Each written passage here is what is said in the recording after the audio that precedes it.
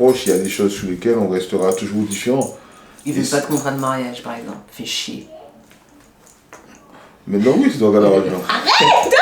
Hello, bienvenue sur notre chaîne. Pensez à vous abonner à notre chaîne, à activer la cloche de notification, à commenter cette vidéo, à la liker, à la partager. Hello, on est Mavic. Et Frédéric. Divorcé, Ouais. amoureux, Heureux. parent de 5 enfants. Et chien là. Expatrié, non pas dit, et chez là, non. Pas dit ça, non. Bon, alors, comment on préserve son couple du quotidien? Ma première question est, doit-on protéger... Pourquoi c'est toujours moi qui commence? Ben, pose des questions. Ah non, c'est toi qui poses des questions. Non, c'est bon. Ah ok, d'accord. Doit-on préserver son couple de la routine? Oui. Ok, pourquoi? Explique-moi. Ben parce que je pense que la routine peut être pénalisante pour l'avenir du couple. Donc oui, il faut préserver le couple de la routine. Ah ouais. Mais pas moi, je pense pas. Je pense qu'on a diabolisé la routine et je pense que la routine est salutaire à bien des égards. Parce que si tous les matins, il faut qu'on réinvente l'intégralité de la dynamique du couple, ben en fait, on perd du temps, on n'avance pas, on est en train de tout réinventer. Je crois qu'on se trompe de guerre en voulant absolument se préserver de la routine. L'être humain est un être d'habitude. La routine nous permet de ne pas avoir à tout réinventer et nous permet de dégager de l'énergie pour faire des choses nouvelles. Donc, je ne crois pas que ça soit la routine le problème dans le couple. Parce que finalement, pour aimer, pour se sentir en sécurité, pour pouvoir aller chercher des choses nouvelles, il faut bien qu'on puisse s'appuyer sur quelque chose, sur un cadre. Et la routine n'est-elle pas ce cadre? Alors moi, je ne sais pas du tout ce que j'entendais par routine. Je ne dis pas qu'il faut tout révolutionner tous les jours, etc. C'est pas ça. Il y a des choses qui sont stables dans un couple. Par contre, moi, ce que j'entendais par routine, c'est qu'il n'y a plus rien de fun, il n'y a plus rien d'extravagant, il n'y a plus rien de différent, etc. Oui, il y a évidemment des bases. De toute façon, tous les matins, les enfants vont à l'école. Donc, de toute façon, tous les matins, il faut se lever et les emmener à l'école. C'est pas ça. Mais je ne pas d'enfants. D'accord, mais nous, on en a. Donc, tous les matins, on les emmène à l'école. Donc, ça, c'est la routine. Par contre, tous les jours, quand on les emmène à l'école, on ne fait pas forcément la même chose tout le temps, tous les jours, etc. Donc, je continue de dire que je ne suis pas d'accord. Donc, ce n'est pas de la routine qu'il faut préserver le couple. Je pense que ce dont il faut préserver le couple, c'est... l'ennui. Voilà, c'est l'ennui. Et je ne crois pas que la routine soit toujours synonyme d'ennui. Je me couche tous les soirs dans la même position contre toi et ça ne m'ennuie pas. J'aime cette routine-là, j'aime me coucher à côté de toi, j'aime être dans tes bras. Enfin, il y a plein de choses qu'on fait tout le temps de la même façon depuis longtemps et ça me va. C'est pas la routine. Donc, takeaway numéro 1, arrêtez de vous dire il faut protéger le couple de la routine. Ce n'est pas de la routine qu'il faut se protéger, c'est de l'ennui. Toutes les habitudes et toutes les routines ne sont pas synonymes d'ennui. Bon, donc on va continuer. Du coup, ça nous amène à la question suivante. Où dans le couple, on doit se protéger de la routine? Est-ce qu'il y a des endroits où pour toi, il ne faut pas qu'il y ait de routine? Est-ce qu'il y a des endroits où il faut que ça soit toujours différent d'après toi? Non, moi c'est pas ça que je disais. Je redis, mais c'est pas ce que je disais. Ce que je disais, c'était que tu parles de la routine d'un point de vue étymologique. La routine, tout doit être pareil ou pas pareil. C'est pas ce que je dis. Ce que je dis, c'est que il y a évidemment des choses qui sont identiques tous les jours et dans le fonctionnement de quel que soit ce qu'on fait. Et il y a des choses qui sont différentes. Et ce sont les choses différentes qui amènent du piment, qui amènent des changements, qui amènent... Ma question n'a pas été claire. Ce que je te demandais, c'est où est-ce qu'il faudrait qu'il y ait en permanence... Oui, j'ai compris cette question. C'est pas à cette question-là que je répondais, je revenais sur la routine. Pour moi, il faut qu'il y ait du changement dans les trucs sympas qu'on fait ensemble, le temps qu'on passe ensemble. On n'est pas obligé de le passer à faire toujours les mêmes choses. Sur les rencontres qu'on a, les découvertes, les projets qu'on a, les ambitions individuelles, tout ce qui nous permet de continuer à avoir des objectifs. Et donc voilà. Mais ça se calcule? est-ce qu'après une grosse journée, tu penses que ça relève du calcul, d'introduire ou de la stratégie? Est-ce qu'il faut avoir une stratégie pour, après une grosse journée, introduire de la différence, du fun, de la nouveauté dans le quotidien? Alors, c'est pas une question de stratégie, c'est... quand par exemple on a passé une grosse semaine et que tu me dis allons manger au restaurant, ou bien moi je te dis viens allons manger au restaurant, allons se balader dans un centre commercial, et moi je trouve que ça c'est casser l'ennui et c'est faire autre chose. C'est prendre un moment à nous où on raconte les mêmes bêtises peut-être, mais on les raconte dans un autre contexte, et je trouve ça fun. Aller se balader en voiture et aller chez des amis ou aller manger, aller s'amuser, on va plus danser, mais bon, on aurait pu aller danser ou des choses comme ça. Tout ça, ça fait partie des choses qui mettent du fun dans la vie et qui nous rappellent aussi les bonnes choses et les bons moments qu'on aime passer ensemble. Pour moi, la réponse de Frédéric est représentative de la différence, de nos différences de caractère et de personnalité. La vérité, c'est que dans les faits, 9 fois sur 10, c'est Frédéric qui va venir m'inviter à dîner et me dire « Allez, viens, on va se balader ». La plupart du temps, je vais faire.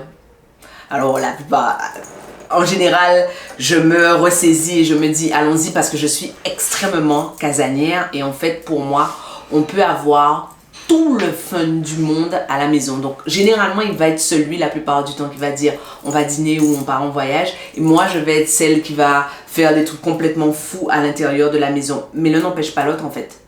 C'est que lui, à un moment, casse le quotidien en disant « Allons faire telle chose, allons à tel endroit, changeons de cadre ». Là où moi, je casse le quotidien en venant faire l'imbécile devant lui pendant qu'il est en train de travailler, ou en allant m'asseoir à côté de lui dans la salle de bain pour parler, ou en faisant des choses différentes.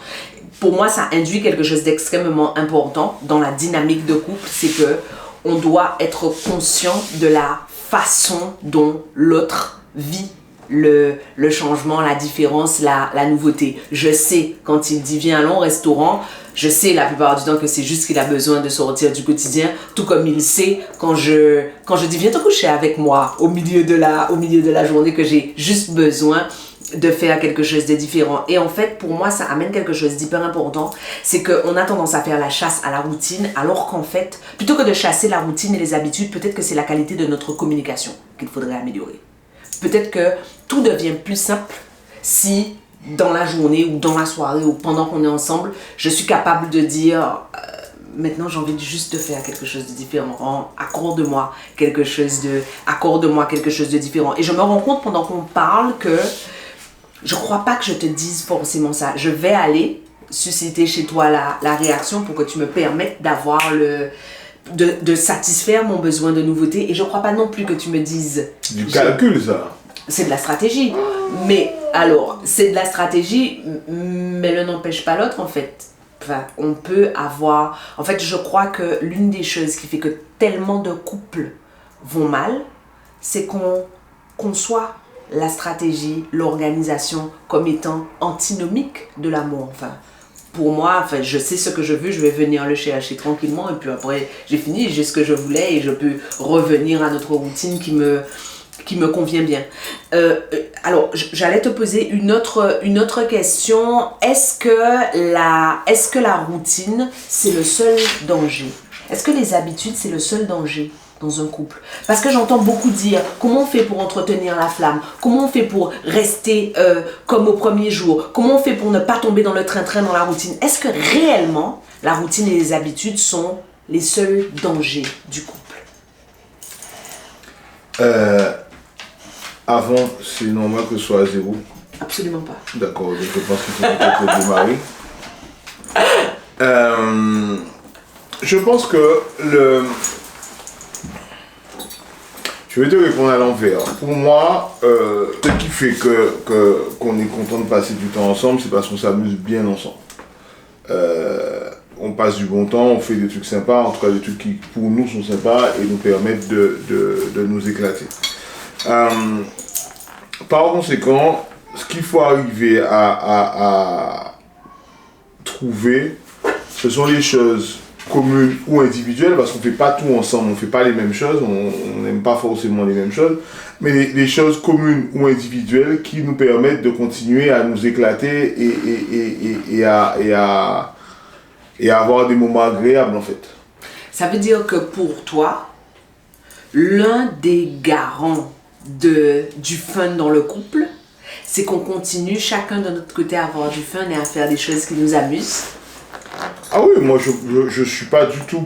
Alors c'est trop compliqué. Alors peut-être qu'il y a des gens qui ont exactement les mêmes envies, aspirations, hobbies et tout ça, tant mieux. Mais nous on n'a pas forcément les mêmes envies, les mêmes hobbies et tout ça. Donc non, moi je pense que il y a des choses qu'on fait ensemble, parce que ça nous plaît de les faire ensemble, on s'amuse bien, et puis il y a des choses qu'on fait séparément. Moi, quand je vais me balader avec ma fille et puis qu'on va se promener, etc., j'ai pas besoin qu'on soit trois. Enfin, on va se balader, on raconte les mêmes trucs, on est content et puis... Et ce qu'il dit est pour moi fondamental. En fait, le moment qu'il passe à aller entraîner ou à aller se balader avec les enfants ou à regarder des matchs sur son téléphone est important pour lui permet à lui de faire quelque chose qu'il aime. Mais c'est aussi important pour moi parce qu'en fait, il revient tout guilleret, content, satisfait, il a des choses à partager avec moi, à me dire, à me raconter, il est léger. Et donc en fait, ne serait-ce que le fait de protéger son jardin à lui, ses activités à lui, nous permet à nous, en tant que couple, d'être mieux. Et c'est pour ça que je suis totalement, en tout cas pour moi, l'idée du couple fusionnel ne fonctionne pas du tout. Parce qu'à partir du moment où on fait tout ensemble, je peux pas aller chercher des choses à l'extérieur que je vais venir te raconter et qui vont être fun, et tu peux pas aller chercher des choses à l'extérieur que tu vas me raconter et qui seront fun. Du coup, pour moi, dans ma vision des choses, ça réduit notre horizon, notre périmètre de croissance. Mais tu m'as pas répondu. Ah ouais? Est-ce qu'il y a... Quels sont les dangers? En fait, ce qu'on nous demande beaucoup, c'est comment on fait pour préserver l'amour? Comment on fait pour se protéger du quotidien? Comment on fait pour se protéger de l'ennui? Et du coup, moi, ma question, c'est est-ce qu'il n'y a que la routine et les habitudes qui créent l'érosion de l'amour du couple? Alors,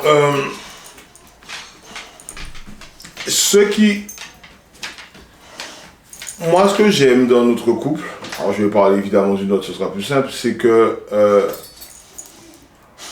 moi je t'admire, moi je m'éclate à faire des trucs avec toi, moi je m'éclate à voir ce qu'on est en train de créer et construire, et tout ça contribue à ce que moi j'ai du fun et à ce que je m'amuse. Donc pour moi, les dangers d'une relation, c'est qu'individuellement, l'autre connaît plus son épanouissement dans le couple. En fait, à partir du moment où le couple doit être un plus, c'est-à-dire que moi, je dois pouvoir être bien, entre guillemets, seul, et le fait que tu sois là, ça m'apporte du plus, ça m'apporte une envie d'aller plus loin, ça m'apporte plus de choses, etc., etc. Donc, pour répondre à ta question, les dangers, c'est à partir du moment où je n'ai plus l'impression que tu m'apportes quelque chose. Alors ça peut être parce que ça fait longtemps, il y a entre guillemets l'ennui, la routine, tous les termes qu'on veut utiliser. Ça peut être aussi parce que nos voix ont divergé et on n'a plus du tout d'objectifs communs, ou en tout cas, toi tu veux vivre au Canada mais moi je veux rentrer à La Réunion ou quelque chose comme ça, et à un moment ça commence ça peut être problématique. Donc voilà. Et quoi d'autre? Et après, l'autre gros danger dans un couple, ce sont les non-dits ou les émotions pas exprimées. Les émotions pas exprimées. Tu exprimes tes émotions. Non, j'exprime pas mes émotions, mais... C'est cet homme-là qui exprime. C'est quoi les émotions dans c'est pas ça. l'exprimer? Enfin, alors, le terme était peut-être un peu pompeux. Moi, je trouve ça absolument parfait. Non, ce que je veux dire, c'est que quand j'ai quelque chose qui ne me convient pas, je te le dis. Comme ça, l'avantage de te le dire, alors ça peut te plaire ou pas te plaire, et tu fais de même. L'avantage, c'est qu'au moins on sait. Ça ne veut pas dire qu'on va régler le problème, ça ne veut pas dire qu'on va faire différemment, mais au moins je sais que telle ou telle chose, ça ne te convient pas.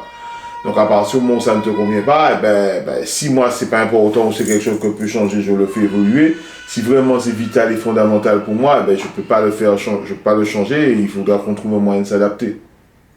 Parce que donc le danger principal c'est la mauvaise communication ou en tout cas ne pas réussir à faire comprendre à l'autre ce qu'on a envie, nos envies et nos desiderata. Alors, moi je vais être, c'est extrêmement rare, hein, ça, mais moi je vais être beaucoup plus pragmatique que Frédéric. Moi ce que je vois dans le quotidien et dans le quotidien des couples qui nous entourent, c'est que l'ennui en général n'est qu'une conséquence.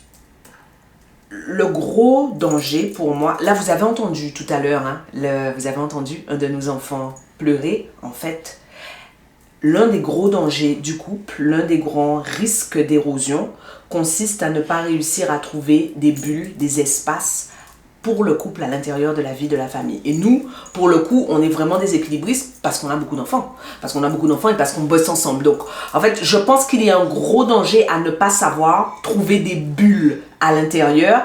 Et je crois que se connaître et savoir interpréter nos langages de l'amour, nos besoins, nos attentes, avoir une communication fluide permet plus facilement de ménager des bulles. Tu comprends bien qu'au milieu de la journée, je te dis viens me prendre dans tes bras s'il te plaît ou viens parler avec moi. Tu as bien compris qu'il se passe quelque chose et que j'ai besoin de toi. Et ça, c'est facilité en fait. Tout est plus facile parce qu'on communique de façon efficace. La deuxième chose, le deuxième grand danger à mon avis pour le couple dans le quotidien, c'est la fatigue.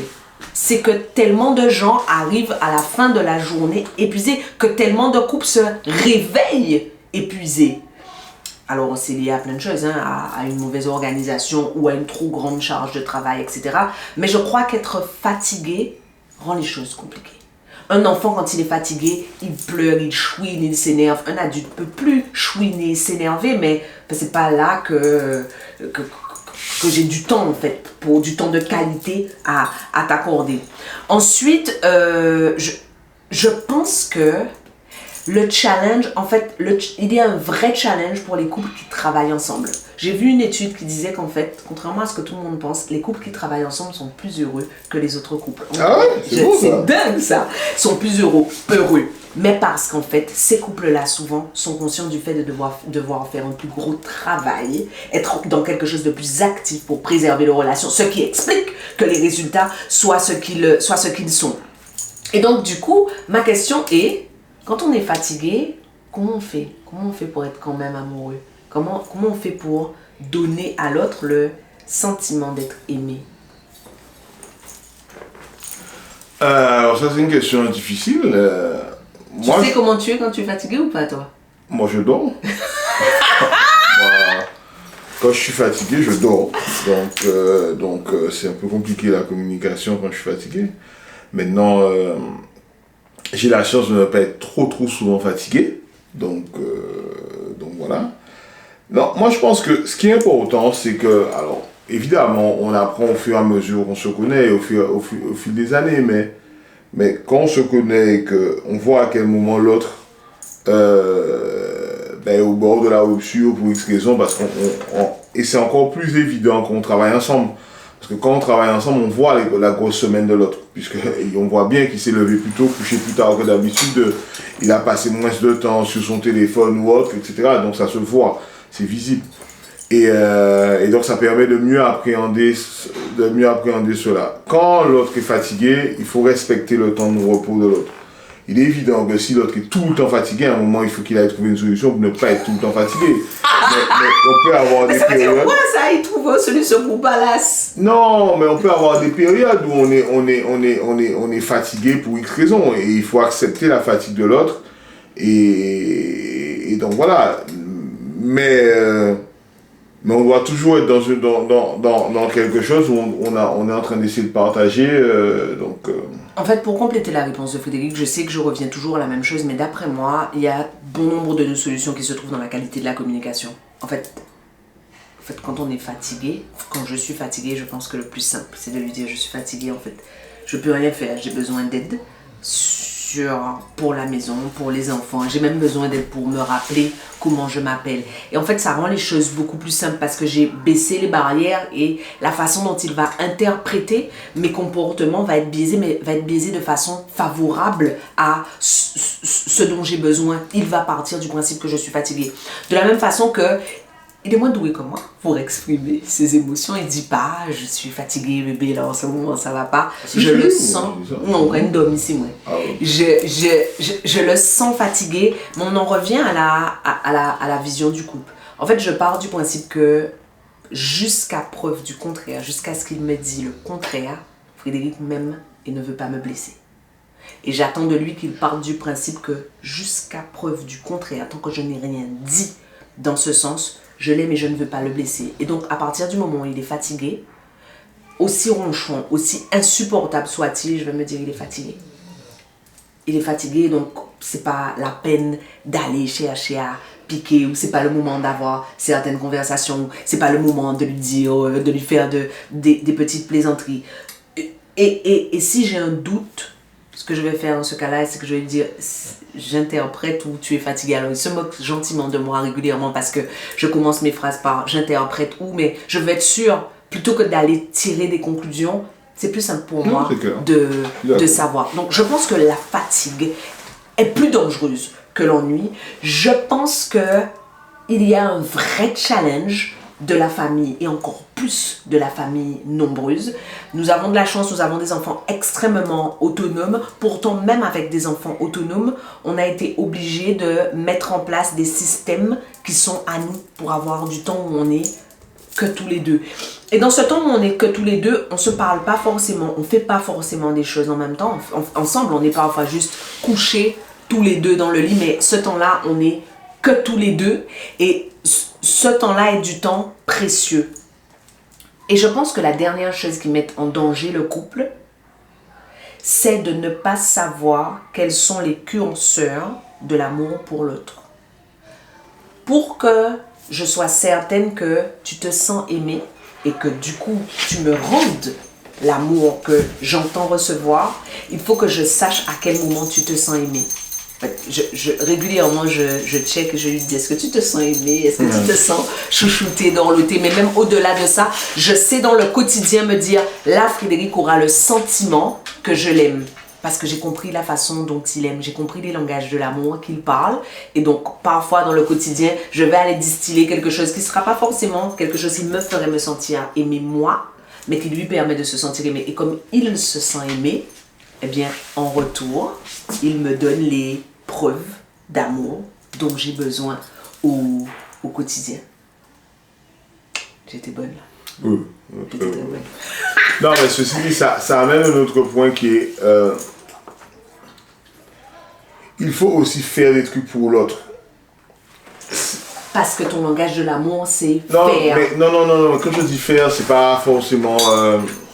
littéral. C'est pas littéral forcément. Alors peut-être que ça peut effectivement être faire quelque chose, un cadeau, un machin, enfin bref. Non, mais je disais des attentions qui, à toi, n'ont pas beaucoup d'importance pour toi, mais qui font plaisir à l'autre en fait. C'est ça que je voulais dire. Tu es pile dans ce que je dis. En fait, il faut parler le langage de l'amour de l'autre. Et c'est très marrant parce que... C'était pour compléter ce que tu disais. Mais c'est excellent ce que tu dis, parce qu'en fait... On sent ton langage de l'amour. Tu dis, il faut faire quelque chose pour l'autre. Là où moi, je dis, il faut que l'autre se sente aimé. Parce que, enfin, j'aime pas les mots, les paroles valorisantes. Enfin, Frédéric, dans mes yeux, quand il m'entend parler de lui, il n'a pas de doute sur le fait que je l'aime. Et quand je vois ce qu'il fait pour moi, je n'ai pas de doute sur le fait qu'il m'aime. Bon, alors, mais concrètement, chérie, on fait comment? On fait comment pour préserver la flamme, pour préserver l'amour? Comment on fait pour continuer à être amoureux?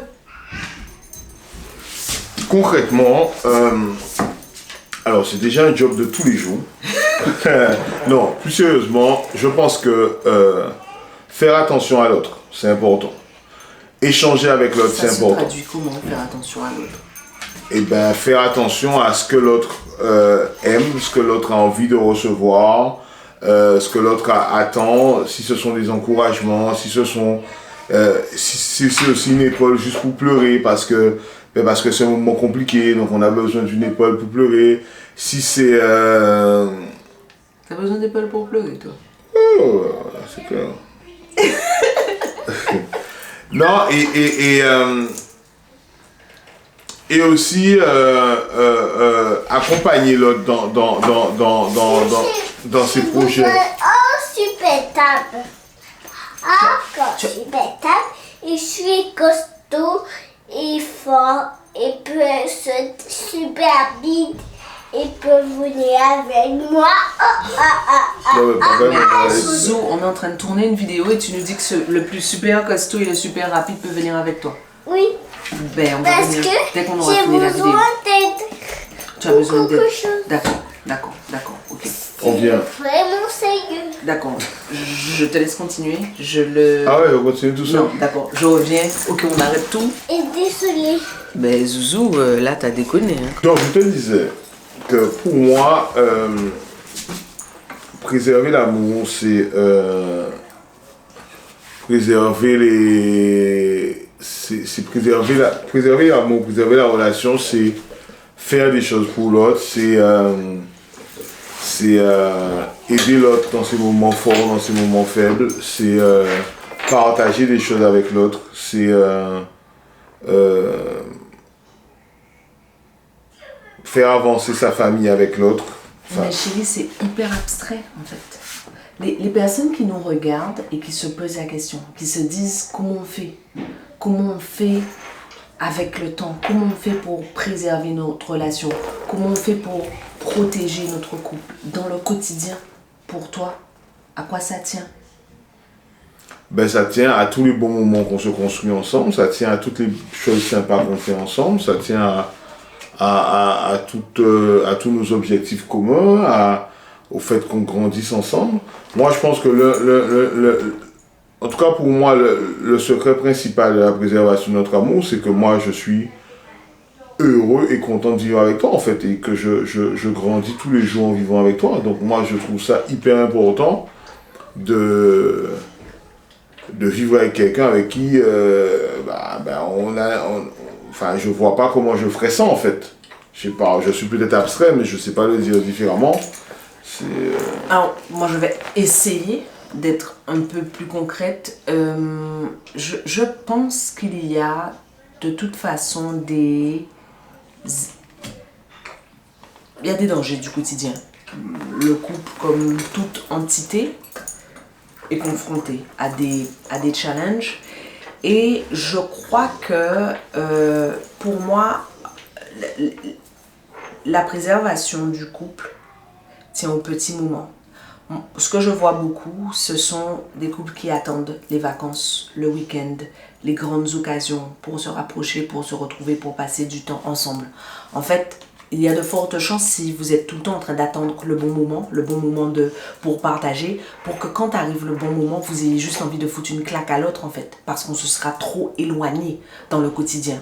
Je crois vraiment que identifier où dans notre quotidien, à quel moment dans notre quotidien, on peut placer des bulles ensemble, et à quoi tient une bulle d'amour pour l'autre. Ensuite, être capable de dire à l'autre, s'il ne l'a pas compris, être capable de dire à l'autre, voilà à quoi tient pour moi la bulle, permet d'avancer, d'avoir un quotidien qui nous satisfasse, de parsemer le quotidien de moments qui nous satisfassent et qui nous rappellent pourquoi on est ensemble. En fait, je pense que très souvent, pour vouloir faire avancer la famille, faire avancer le groupe, faire avancer l'entreprise qu'on aurait ensemble, faire avancer les objectifs communs qu'on aurait ensemble, pour faire ça, on déploie des trésors de créativité pour devenir de très très bons coéquipiers. Et en fait, ça, on le fait au détriment de l'entité amoureuse qu'on est.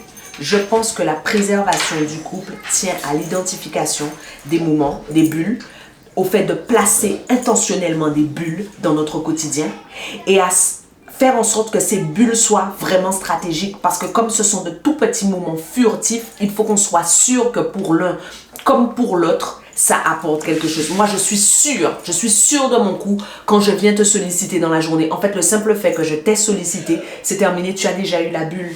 Parce qu'en fait, tu te rappelles que j'aime que tu sois là, que j'aime que tu sois avec moi, que j'aime passer du temps avec toi.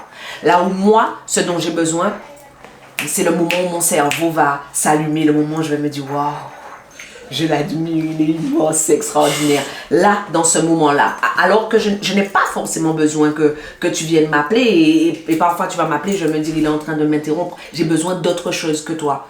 Des bulles, les placer de façon intentionnelle et mettre dans les bulles ce qui est important pour chacune des parties. Alors, lorsque le quotidien est bien huilé, lorsque ça fonctionne entre les deux, lorsqu'on est un super couple de coéquipiers, est-ce que ça ne devient pas un danger pour le sentiment amoureux? Lorsqu'on est extrêmement efficient, tous les deux dans la mécanique, est-ce que ça ne devient pas un danger?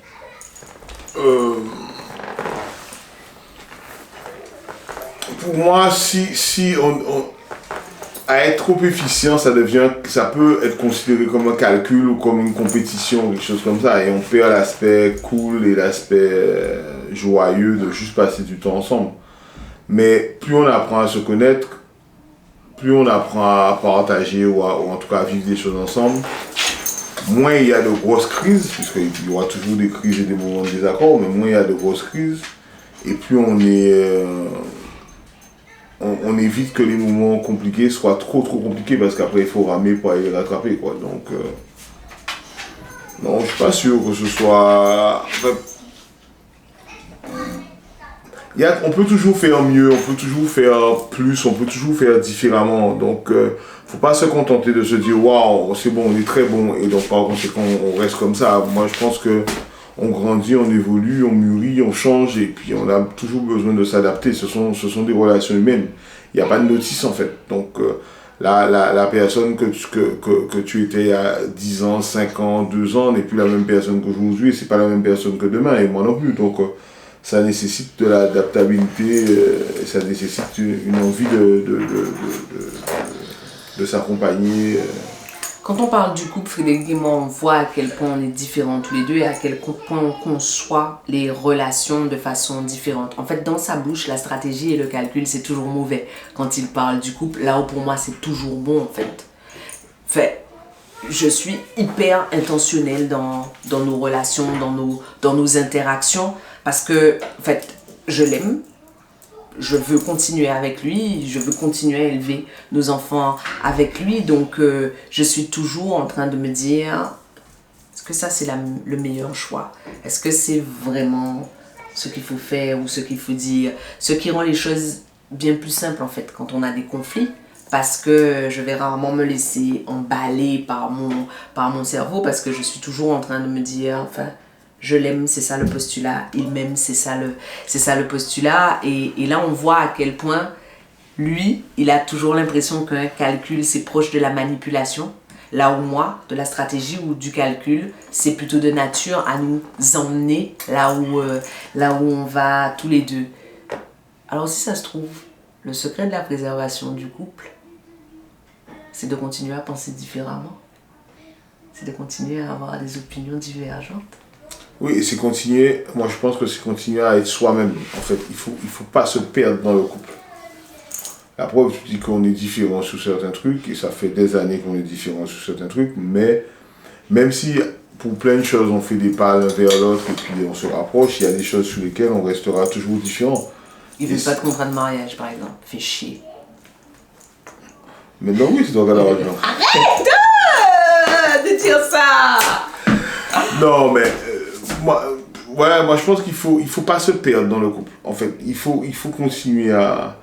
Moi, ce que j'aime dans le couple, c'est que moi, enfin, on avance, on fait plein de trucs, enfin, c'est génial, on s'éclate. Ouais, mais chérie, pour moi, tu es hyper abstrait. Et tu vois, quand tu dis qu'il ne faut pas se perdre dans le couple, on est bien d'accord quand même que pour certains couples, c'est plus facile de se perdre. Enfin, on ne peut pas nier le fait que certains couples soient happés par la logistique du quotidien.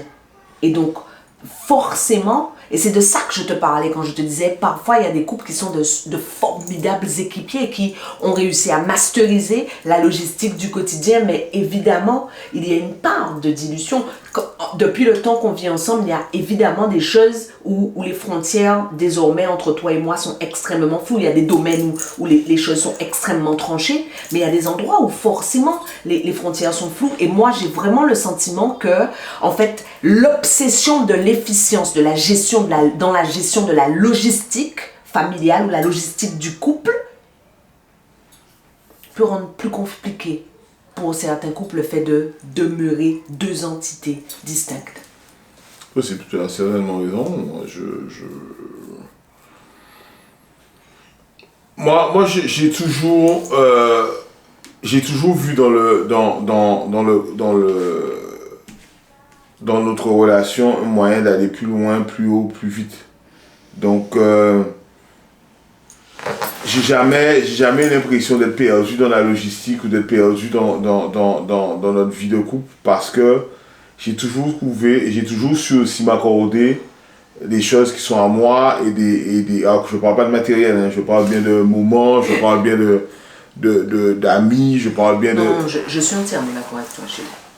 Entièrement d'accord avec toi. Ce sur quoi j'ai exactement la même opinion que toi. J'essayais d'attirer ton attention sur le fait que dire à l'autre, il ne faut pas se perdre dans le couple, induit une espèce d'évidence. Là où ce n'est pas forcément une évidence dans la mécanique. Mais on pourrait continuer encore des heures à vous parler du sujet. Donc on va vous laisser là et vous laisser réfléchir, vous, à la façon dont vous préservez votre couple. Pensez à vous abonner à notre chaîne, à activer la cloche de notification, à commenter cette vidéo, à la liker et à la partager.